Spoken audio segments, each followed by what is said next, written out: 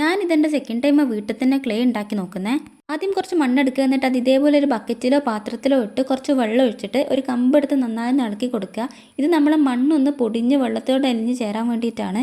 ഇനി ഒരു 10 minute wait ചെയ്യുക. എന്നിട്ട് വേറൊരു ബക്കറ്റിലേക്ക് ഒരു തോർത്തെടുത്തിട്ട് നമ്മൾ മാറ്റി വെച്ച ആ ഒരു ചളി വെള്ളമില്ലേ അതൊന്ന് അരിച്ചെടുക്കുക. അതാകുമ്പോൾ ആവശ്യമില്ലാത്ത പൊടിയും പടലെല്ലാം ഉണ്ടെങ്കിൽ അത് അതിൽ അരിച്ച് നമുക്ക് നല്ല ക്ലേക്ക് ആവശ്യമുള്ള മണ്ണ് മാത്രം അടിയിലോട്ടായിട്ട് കിട്ടും.